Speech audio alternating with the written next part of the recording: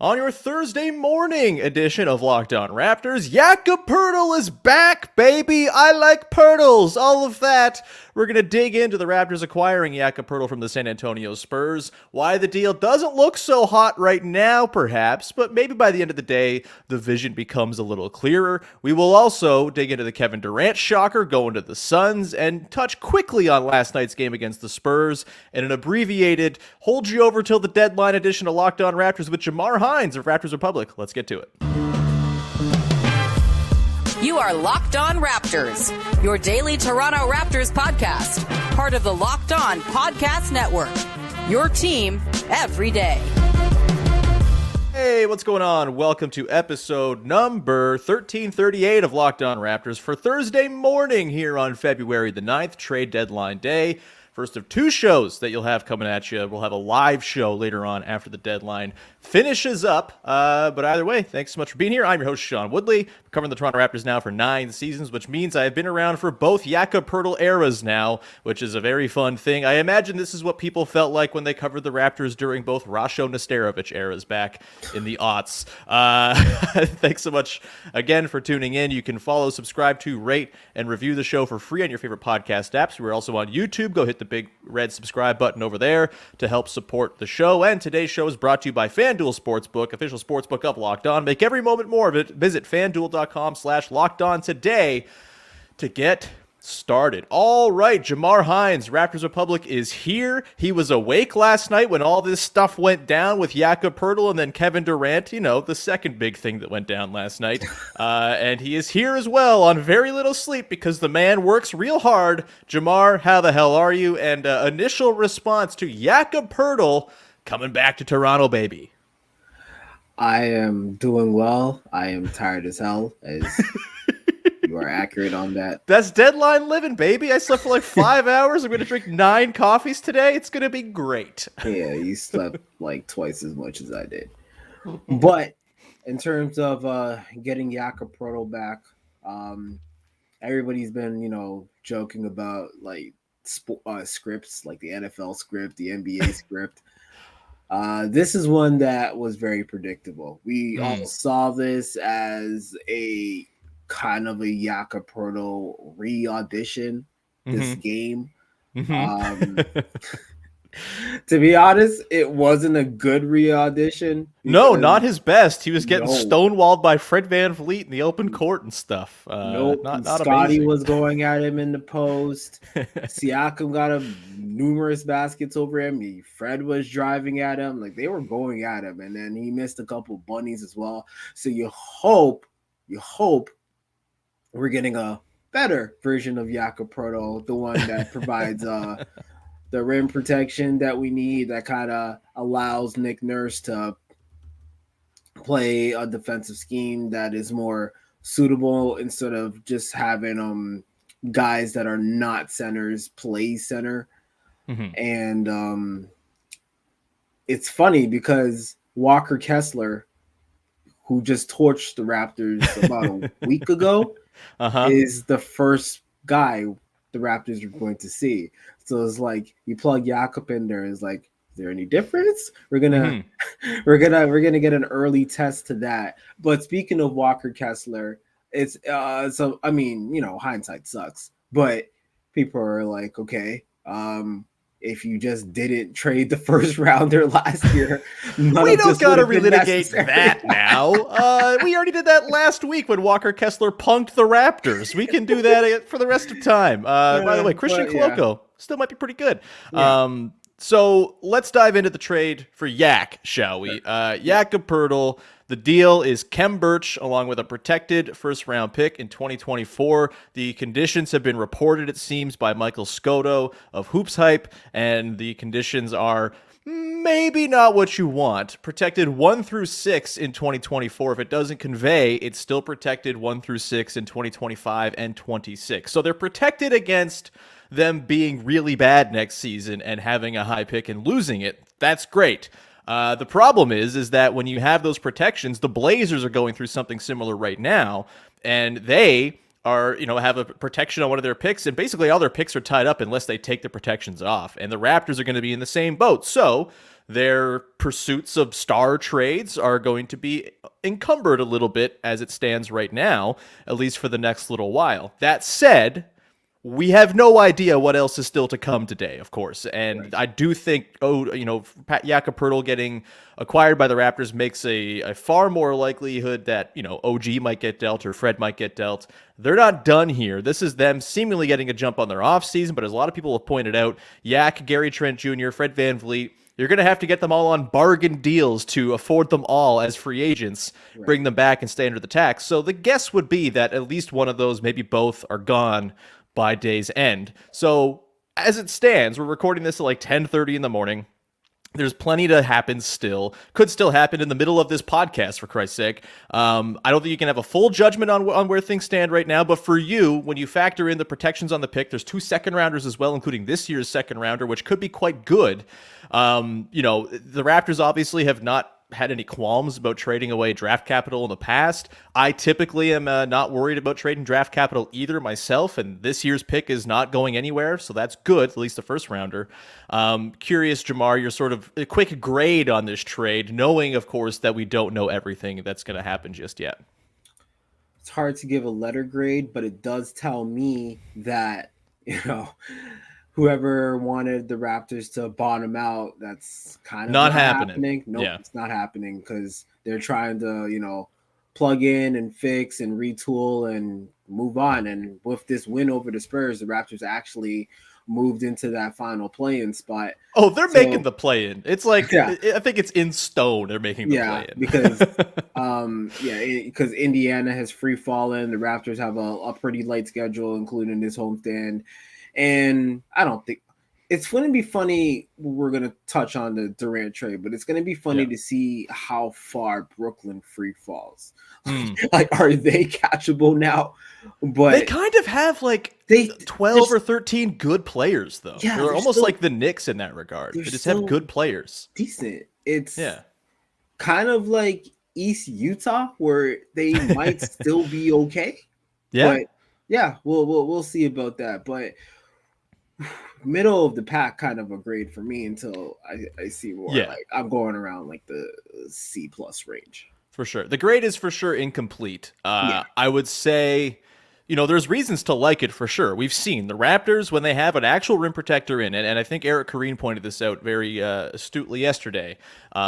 Even with a rookie rim protector in Christian Koloko, when he's been on the floor this season, the Raptors have 103.9 defensive rating. They are incredible on that end when they have a modicum of actual tall person rim protection. Jakob Poeltl offers that. His rim protection numbers have been down this year compared to previous seasons, but I also have to think that's partly to do with the Spurs not trying, having no good defensive players around him, and it just kind of being a lost year down there for a team that, as we saw last night, is not very good at all. So I think with a better infrastructure around him, he's going to be kind of the exact answer the Raptors need at center. You're not devoting $30 million to him like you would have with, say, a DeAndre Ayton. You would assume if you're trading for him, you already have some inclination you can keep him. And, is he coming in at $18 million a year, something like that? It's probably going to be less money than you're paying to one of Gary Trent Jr. or Fred VanVleet if you are, in fact, shipping one of them out. So the money might make some sense here. It's the fit that I think is kind of interesting. Jamar, we're going to try to keep this show shorter just because it's going to be out of date in no time. So what we're going to do, we're going to take a quick break, come back to the other side, dig a little bit more into the fit of Jakob Poeltl with the Raptors, some of the positives, some of the drawbacks, and then at the end, we'll run through quick thoughts on the game last night and the Durant deal. But before we do that, got to tell you about our friends over at, of course, FanDuel, which is the #1 sportsbook in all of America. And if you are at a Super Bowl party this weekend, the only app you need is FanDuel. Matzo sticks are nice, but FanDuel is way more fun. It's America's #1 sportsbook, and if you're new to FanDuel, that's even better because they have so many great features that make betting on sports fun and easy. Download the FanDuel app now so you can bet Super Bowl 57 with a no-sweat first bet. You'll get up to $3,000 back in bonus bets if your first bet doesn't win. FanDuel lets you bet on everything from the money line to point spreads to who will score a touchdown. You want to go get a parlay going on the coin flip and the Gatorade color and the length of the national anthem? You can go ahead and do that all at FanDuel. They have the same game parlay, which is a wonderful way, especially when you got one game. It's the only show in town. Go throw your money down on that as well. The FanDuel Sportsbook app is safe, secure, and super easy to use. Best of all, you can get paid your winnings instantly. Join FanDuel at FanDuel.com/lockedon to claim your first no-sweat first bet on Super Bowl 57. 54.57. That is FanDuel.com/lockedon. Make every moment more with FanDuel, official sportsbook of the NFL. And we continue on here with Jamar Hinds of Raptors Republic as we sort through the Jakob Poeltl trade and the incomplete grade that it probably deserves at the moment, with surely much more stuff to go down today. You'd figure the Durant trade maybe makes the OG Derby out west a little bit more intriguing between teams that are clearly going to have to go and play Kevin Durant in the playoffs at some point. We'll get to that in a sec. More on the Poeltl fit. Jamar, is there something that stands out to you that's exciting about the way Poeltl might slide into the Raptors lineup at the moment? Of course, we don't know who's going to be around, but let's talk about maybe the fit with Pascal Siakam and Scottie Barnes, the two guys we figure are going to be here by day's end. Do you think that's too cramped? Do you think there's enough shooting there to make it work, especially if you're kind of building in eventually some kind of Scottie Barnes improvement, at least to some sort of league average-ish level in the future? What's your thought on the fit there? We, of course, know Siakam and Yak are dear pals. That's great. It will surely help the vibes of the team. But as far as the on-court fit, thoughts on the way that's all going to piece together? It's a little bit of it's crowded in a sense because, Jakob is a non-shooter. Scottie's a below-average shooter right now. So, you expect Scottie to improve in that area, but for now, it's a little bit crowded. We already talked about the defensive expectations. Underrated. Jakob's an underrated passer. And that's what's probably going to make this a little, not as crowded and fitted offensively as you think. He had a pretty sweet assist yesterday. But yeah, he averages over 3 assists. And for a center, that's pretty good. So you have your front court. You have Scottie, Pascal, and Jakob, who are all good passers. So that only spells good things in terms of offensive creation, because Jakob could even be around the high post area and make passes on cutters, which is kind of what he did yesterday. So that part of it will be intriguing for me. Yeah, I think the offensive fit with those three, while the shooting could be cramped, you would assume they're going to dot the rest of the roster around those guys with shooting, you would hope. Maybe the benefit of the doubt is waning with the front office at the moment in some people's eyes, so we'll see. But you would assume there's going to be, for example, if you go and make the Fred VanVleet deal with the Clippers and get yourself a Luke Kennard and a Terrence Mann, those two guys could fit around those guys, that sort of 3-man front court pretty reasonably, you would think. If Gary Trent Jr. is around, he's obviously a wonderful fit playing off those guys. And maybe, just maybe, the move here with Yak is OG and Fred are out the door and Gary sticks around and you pay Gary and Yak. Because Gary just feels like an obvious fit coming off of those guys. What you do at point guard, I have no idea. We're all just spinning hypotheticals here, but I do think the offensive fit with those three guys, as a sucker for big-to-big passing, which I honestly, the early days of Yak and Siakam back in the bench mob days are kind of what indoctrinated me into the world of big-to-big passing. It's going to be really fun watching those three dudes connect in close quarters. All three guys are going to be able to work in the short roll. Obviously, Scottie and Pascal are going to run pick and roll and sort of initiate stuff as well. You can stick Yak in the dunker and have him benefit from those short roll situations for a Pascal or a Scottie. I think there's a lot here.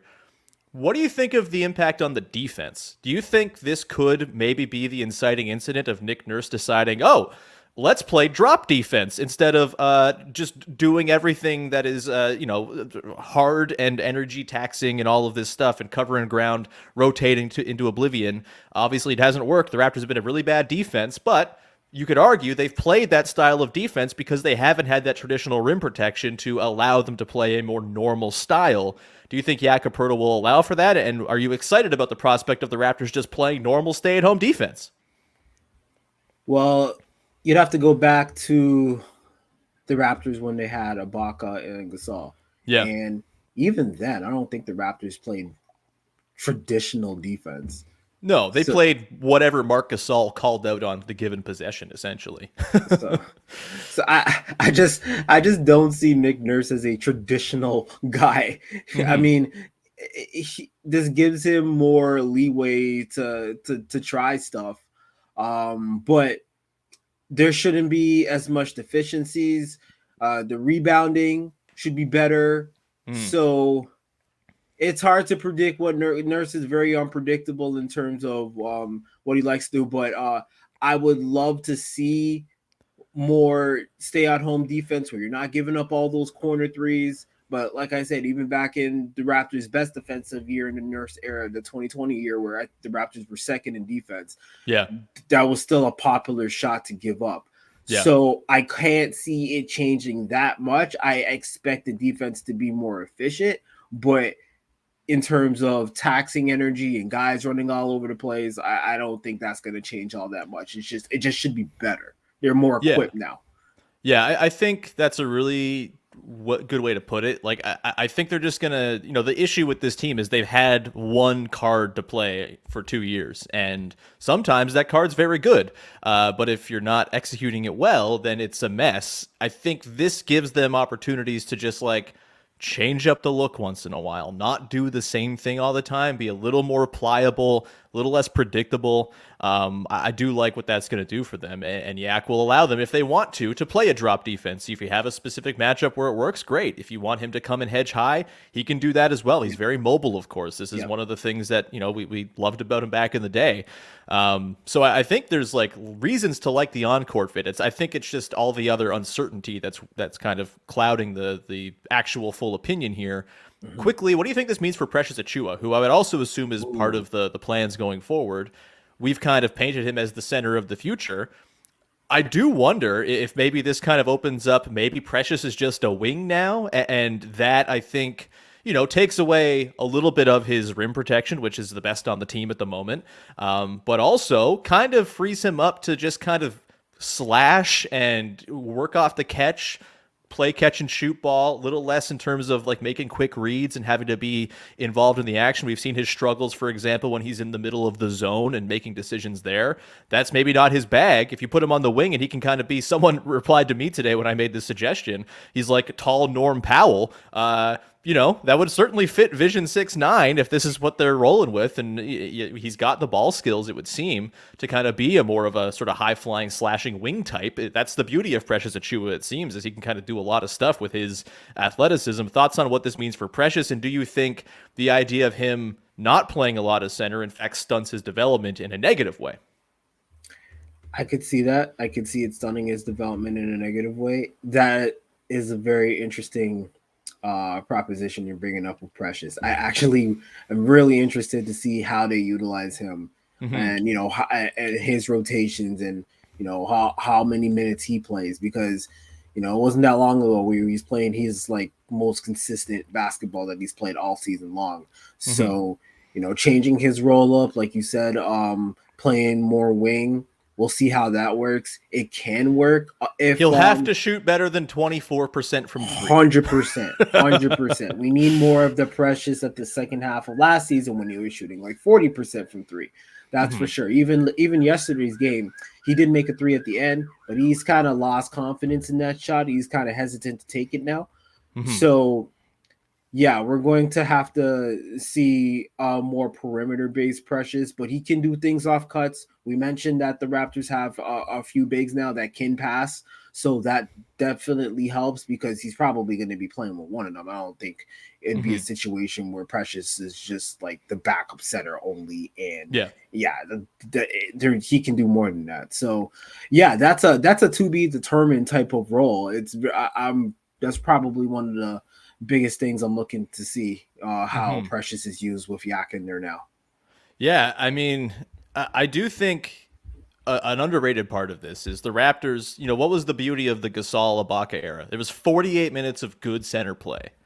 They might have a shot at that now between Yak and then whoever fills in as your backup center. Yak is not so incredible. He's a very good player, but he's not so incredible that you feel like you have to play him 38 minutes a game at center. You can play him 28 minutes a game probably and still get other guys worked in there, and you don't have to totally abandon the smaller looks that have worked for you in the past, right? The Raptors have had a lot of success when they've gone with those smaller looks with a Scottie at the 5 or a Precious at the 5.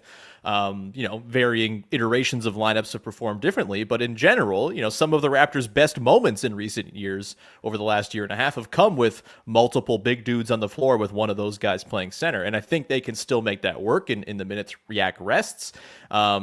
It's a really fascinating one, man. This team gets weirder and more enigmatic with this move, and I don't really know how to sort through it all. I still would bet on at least one more deal by the end of the day, probably two.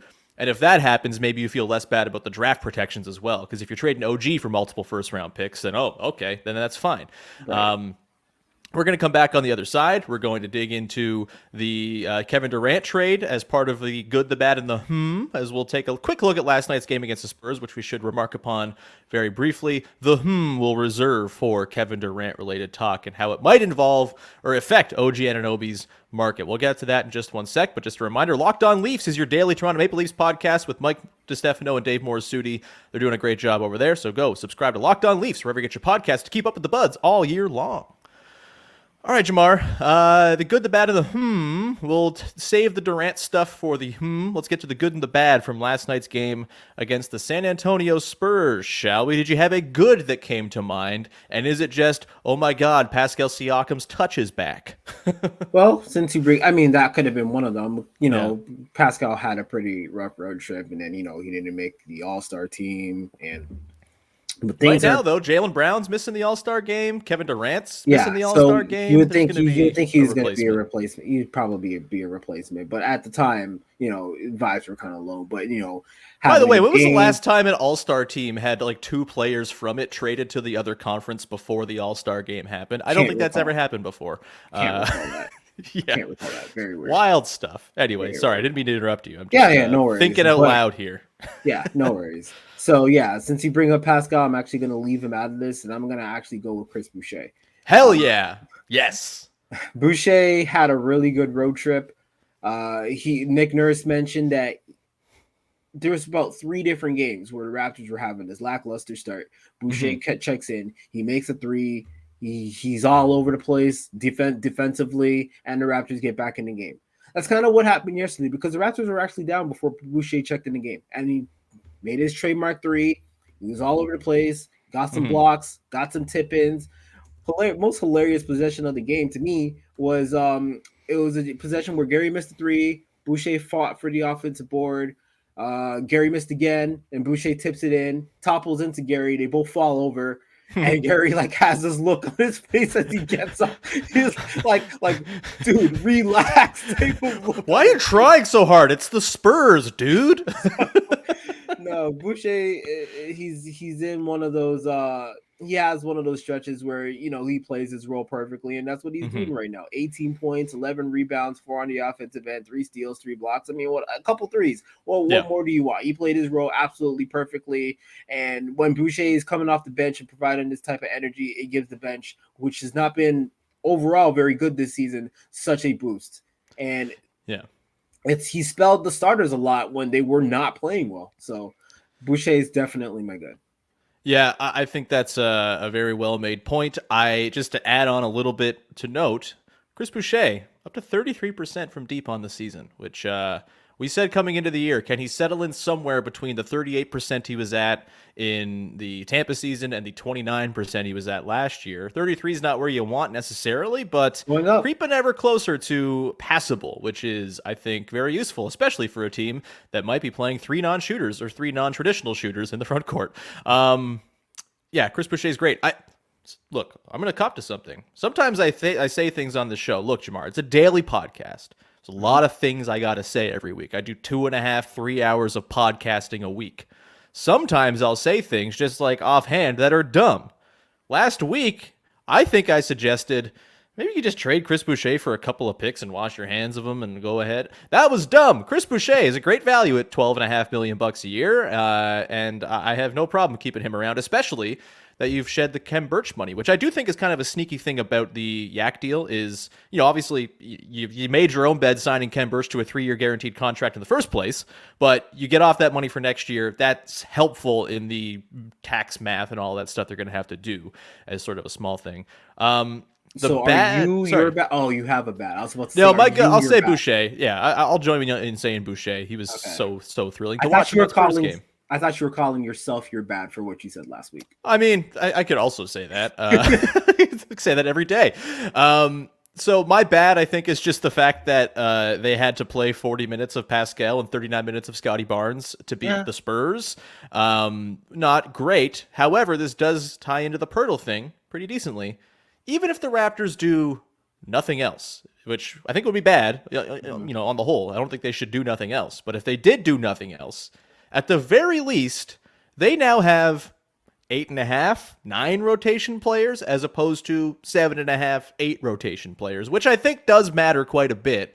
We've talked about the depth of this team being horrible. You trade a guy who's not playing for you at all for a guy who's going to play 28 plus minutes for you a night. That is objectively an upgrade. And for the sickos like me who are like, let's chase down the play-in because I am maybe just a prisoner of the moment, I don't know. I also like fun, but we don't have to all agree on things. But for the people who are looking at it and saying, man, the Raptors might go on a bit of a back half run here or back third run here, that does help, having 8 players or 9 players as opposed to having one fewer guy who you can trust on a given night, even if the lineup combinations might get a little bit weird and clunky to try to sort out. Let's go to the bad quickly. I'll start to your bad. We'll just get you be the bad determiner here because we're running out of time. I don't want to go too long with this one because it's going to be out of date immediately. But what you got is your bad. Well, you like to talk about Malachi Flynn in this aspect, and his plus minus wasn't great in a very short amount of time. So I'll just throw that in there. Minus 13 in 10 minutes. Yeah. 0 points, 1 rebound, yeah, 1 assist. Not exactly 0, 0, 0, 0, but not far off. I wonder if Malachi Flynn is going to get Matt Thomas onto some team today for a second rounder to replenish the second round of the Raptors sent out, or one of the second rounders they sent out in the Poeltl deal. Let's quickly go to the shall we? Yeah. OG Anunoby. Kevin Durant, of course. Durant is now on the Phoenix Suns. You can get mad about the Raptors not getting Durant all you want. This seemed like what he wanted the whole time, and if Kevin Durant wanted to go to the Suns, it was probably always going to happen that way. So I don't think there's a whole lot of non-buyer's remorse from the Raptors side of things. A lot of the reporting suggests there was never really a substantial discussion around the Scottie Barnes for Durant thing actually in the offseason anyway. So I'm not going to linger on that one, but there could be implications here, of course. Kevin Durant going to the Suns, Mikal Bridges, Cam Johnson, Jay Crowder going the other way, all the picks. TJ Warren's on the Suns now too, which is fun. Everyone just going back to their old teams. We love it. Dinwiddie on the Nets, D'Angelo Russell on the Lakers, Yak on the Raptors, and we get TJ Warren back on the Suns. It's all good times. Let's bring Terrence Ross back today now, baby. It's 2017 all over again. We love 2017. Remember when things were always really good back in 2017? Yeah, so thoughts on this OG stuff. Obviously, the reporting from Woj overnight is that the Durant deal could accelerate the market for OG and make it so there's a bit more of a bidding war among these contending teams.